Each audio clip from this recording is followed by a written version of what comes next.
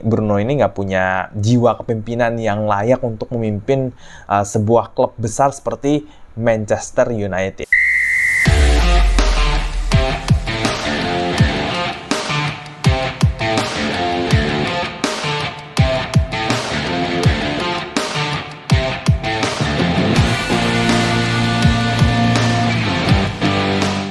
Yo guys, ketemu lagi sama gue Audi Ramanti di channel Audibal, Audi Diskusi Bola Abal-Abal. Kali ini gue mau ngebahas satu topik yang udah pernah gue tulis di IDN Times, dan ini cukup menarik ya, yaitu peran kapten bagi tim sepak bola ya. Jadi ini berawal perdebatan antara Roy Keane, mantan kapten Manchester United, legendanya MU, dengan legendanya Arsenal, Ian Wright ya, di podcast di Overlap Stick to the Football. Nah di situ Keane ya, emang orangnya ini kan keras ya. Dia dari zaman dia jadi pemain tuh udah keras banget orangnya. Nah pas jadi pandit nggak kalah keras. Jadi karakternya dia tuh yang blak-blakan, ngomong apa adanya ya. Terus kan ya, he doesn't give any shit to others gitu. Ya dia emang apa adanya banget ya. Dan si Keane ini ngomentarin soal Bruno Fernandes ya, Bruno Fernandes kapten MU yang sekarang. Katanya Bruno ini nggak punya jiwa kepemimpinan yang layak untuk memimpin sebuah klub besar seperti Manchester United ya, karena mungkin Bruno ini kalau di lapangan ya itu sering guling-guling, jatuh guling-guling, habis itu banyak komplain gitu kan. Pas timnya sulit dia nggak bisa ngangkat itu. Ya sebenarnya memang ada benarnya kayak begitu ya, tapi nanti akan kita bahas. Habis itu si Ian Wright itu ngebantah, jadi kayak ngelawan opininya si Roy Keane. Dia bilang enggak, dia ngangkat tim MU kok pas lagi sulit. Dia cetak gol ke gawang Everton. Wah, si Keane lebih mencak-mencak lagi. Ya lu cetak gol ke gawang Everton bisa dibilang ngangkat tim gitu. Nah, emang ini perdebatan yang cukup menarik ya. Ya, di satu sisi kalau Roy Keane menilai kapten itu seperti dia, seperti Patrick Vieira yang keras ya, yang punya karakter kuat, vokal ya kan. Dia bilang kan, "Hey, are you with me?" Di ruang ganti teriak sama pemainnya, "Lu semua bareng gue nggak? Are you with me?" gitu. Jadi kayak memang benar-benar ngerangkul satu timnya, tapi ya juga bisa keras gitu ke rekan-rekannya.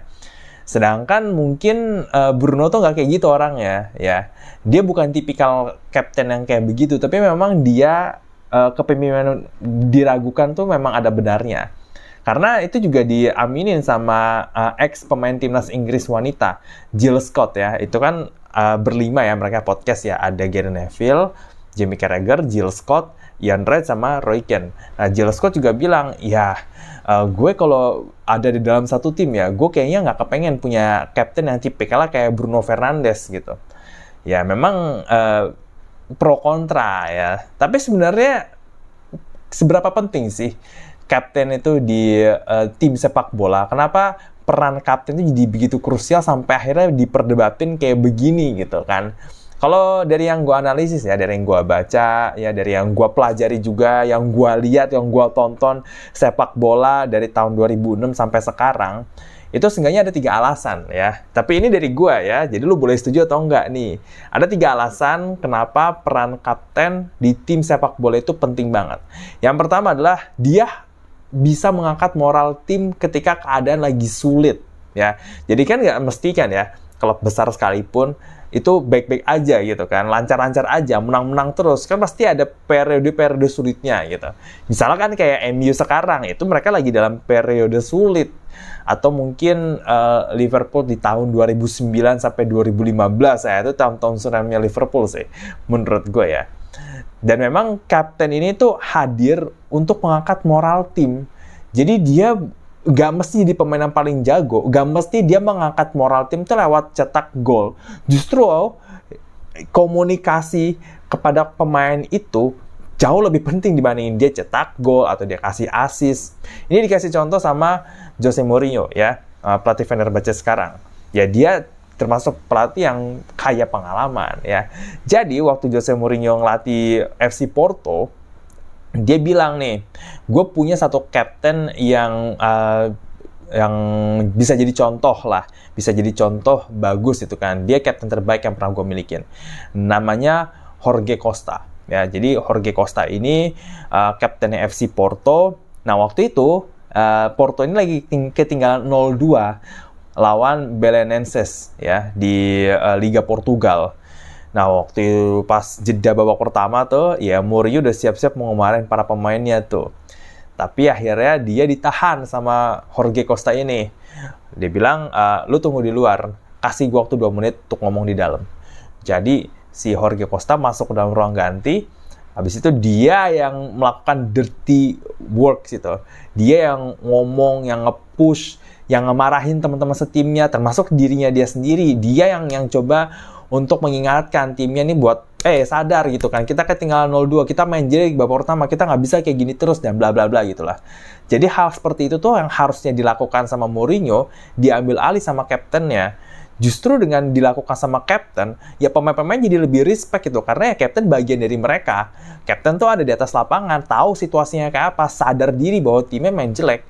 Dan akhirnya setelah 2 menit udah dirty works kayak begitu, udah ngasih apa ya, kayak nge-push lah ya, ngingetin tim teman-teman ya.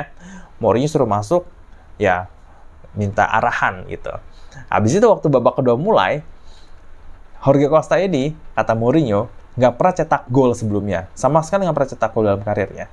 Dia cetak 2 gol. Dia cetak 2 gol di pertandingan itu, dan akhirnya FC Porto menang 3-2. Nah, ini contoh yang paling bagus nih, ya dimana kehadiran kapten itu penting untuk mengangkat moral tim yang lagi terpuruk. Ya syukur-syukur bisa kayak gitu ya pas jeda babak pertama. Tapi kalau misalnya tengah jalan nih, di tengah pertandingan, terus habis itu ngedrop itu kan, dia juga yang harus bisa ngangkat moral. Dia nggak boleh jadi sosok yang kelihatannya tuh fragile gitu loh kan. Timnya ketinggalan, kalah, dia yang paling frustasi. Nggak boleh tuh. Dia harus tetap tenang. Dia mesti menenangin teman-temannya juga. Karena kalau tim lagi kayak begitu, pasti pemain lain tuh ya clumsy, ya panik gitu. Ya mainnya ancur-ancuran, ya kan, bikin keputusan yang salah. Nah, captain tuh di situ untuk mengangkat timnya, mengingatkan bahwa tetap tenang, sadar diri, ya kan, kita main bagaimana semestinya gitu. Dan akhirnya bisa, ya contohnya kayak Jorge Costa ini. Itu ya nomor 1. Yang kedua, dia harus bisa menjadi panutan bagi rekan-rekannya baik di dalam maupun luar lapangan.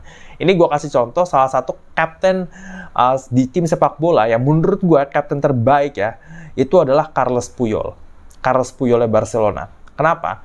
Ini pemain gak banyak tingkah banget ya. Di luar lapangan, jarang kesorot kehidupan pribadinya. Di atas lapangan, dia lugas sebagai back. Dia tanpa kompromi. Tapi lebih dari itu, dia orang yang sangat menjunjung tinggi respect. Contohnya, waktu si Puyol dikasarin sama pemain lawan, kalau nggak salah lawan Deportivo La Coruña apa siapa gitu, lupa gue, di La Liga. Dia dikasarin tuh pemain lawannya, diajak ribut lah, diajak berantem lah. Habis itu si pemain lawan ini di kartu merah sama wasit, ya kan?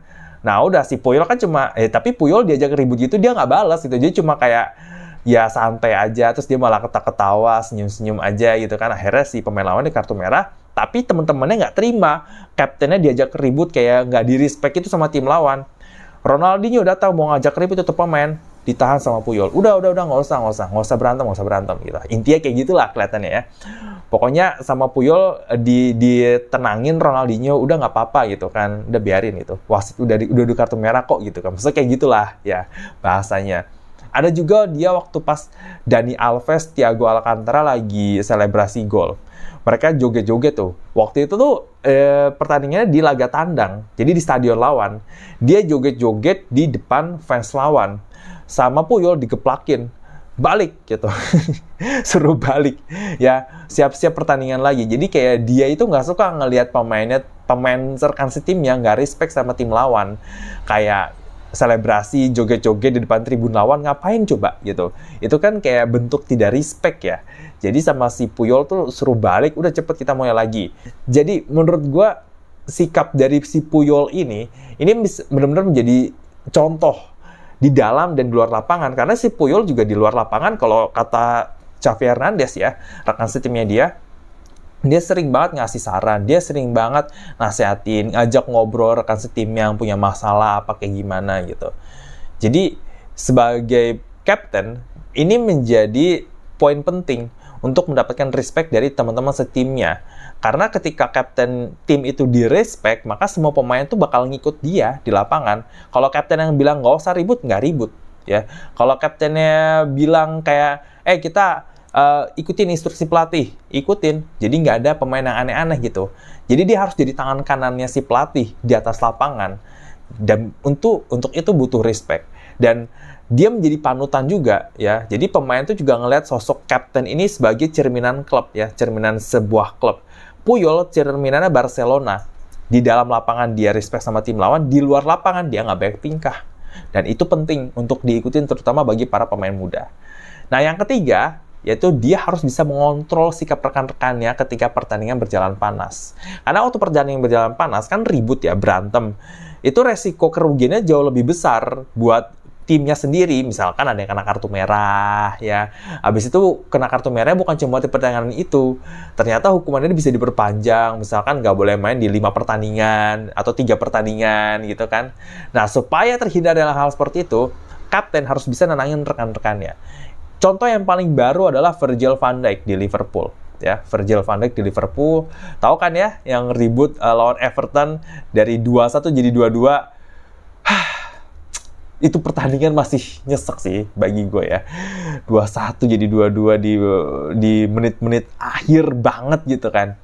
Abis itu kan udah tuh pas pertandingan selesai, si pemain Everton ya, Abdoulaye Doucouré kan nyamperin tribunnya Liverpool. Itu kan pertandingan kan di Goodison Park ya, kandangnya Everton. Jadi si Doucouré ini nyamperin tribun Liverpool, tribun fans Liverpool, selebrasi dia di depan. Nah, Curtis Jones yang akamsinya Liverpool banget nih ya, akamsi nih, nggak terima tuh, disamperin, berantem lah. Di situ Van Dijk langsung gerak cepet, ya, misahin Curtis Jones, misahin Doucouré, terus nenangin teman-temannya juga, teman-teman juga ada emosi tuh, apalagi Darwin Núñez kan, preman nih orang kan, udah tenangin ya kan, Virgil van Dijk. Belum lagi si Arne Slot ya kan, itu gue juga nggak ngerti ya, dia tuh ngomong apa, tapi yang jelas mungkin ya salaman tapi kayak genggamannya kekencengan lah, terus kayak narik lah, atau mungkin dia ngomong kasar lah ke wasit Michael Oliver. Akhirnya si Arne Slot kena kartu merah dan ya konsekuensinya kan nggak boleh mimpin timnya dalam 2 pertandingan ya. Tapi Van Dijk di situ coba untuk datang ke Slot, nenangin situasi, suruh balik ke ruang ganti. Temen-temennya itu juga pada panas tuh, pada emosi ke wasit, Gakpo lah, Jota lah, siapalah. Ditenangin sama Van Dijk, suruh balik ya. Karena kalau misalkan keributannya tuh diperpanjang, kerugiannya tuh jauh lebih besar untuk Liverpool sendiri. Bisa kena denda, bisa kena larangan bermain dalam beberapa pertandingan, ya kan? Padahal Liverpool lagi tengah jalan nih buat ke juara Premier League gitu. Jadi untuk menghindari hal-hal yang merugikan tim, ya dia harus ambil sikap si kapten ini. Meskipun pada akhirnya Van Dijk tuh mengkritik wasit ya, itu juga mengkritik juga dengan bahasa yang diplomatis. Di hadapan media, dia juga nggak boleh yang kayak menyalahkan banget, terus kayak ngomong kasar lah, apa kayak gimana. Dia bener-bener harus bisa menenangkan suasana pas pertandingan dan setelah pertandingan juga gitu. Nah itu ya, Van Dijk jadi contoh terbaru. Yaitu 3 poin penting kenapa kapten itu krusial bagi sebuah tim sepak bola.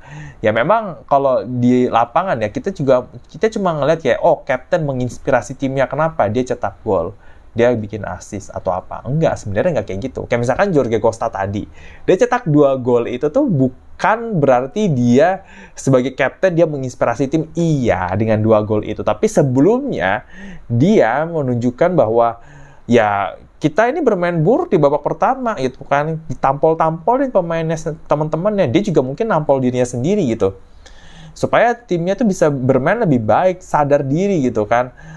Jadi sikap dan attitude yang dia tunjukkan di dalam dan luar lapangan itu membuat dia tuh menjadi seorang yang outstanding gitu. Meskipun dia bukan pemain yang paling jago, dia bukan bintang, dia bukan apa. Nggak mesti kapten tuh pemain bintang. Tapi yang jelas dia harus bisa ngangkat moral timnya. Ya kayak Roy Keane sama Patrick Vieira lah, dua-duanya. Emang mereka pemain paling jago di MU sama Arsenal, kan enggak gitu. Tapi kan mereka punya karakter gitu. Nah, yang punya karakter ini nih, karena captain itu harus bisa jadi cerminan sebuah tim. Kalau tim nasional ya tim nasional, kalau klub ya klub gitu. Dan dia harus jadi panutan bagi rekan-rekan si timnya, baik di dalam maupun luar lapangan, untuk mendapatkan respect sehingga teman-temannya itu pun mau ngikut dia gitu. Dan juga dia harus bisa nenangin situasi pertandingan jika sedang panas untuk menghindari kerugian yang lebih besar yang bisa dialami sama timnya. Ya, jadi itu dia peran penting kapten dalam tim sepak bola. Kalau lo punya opini lain bisa tulis di kolom komentar di bawah ya, tentang kapten dalam tim sepak bola itu kayak apa. Dan jangan lupa untuk subscribe channel Audibal.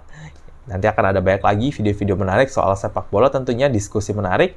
Dan juga like video ini, share ke teman-teman lo ya di grup WhatsApp, grup Telegram, dan semua grup yang lo punya ya di media sosial juga. Pokoknya sebarkan ya, karena ini suatu topik yang cukup menarik. Oke? Dan kita ketemu lagi di video selanjutnya. Gue udah Ramantio. Ciao ciao.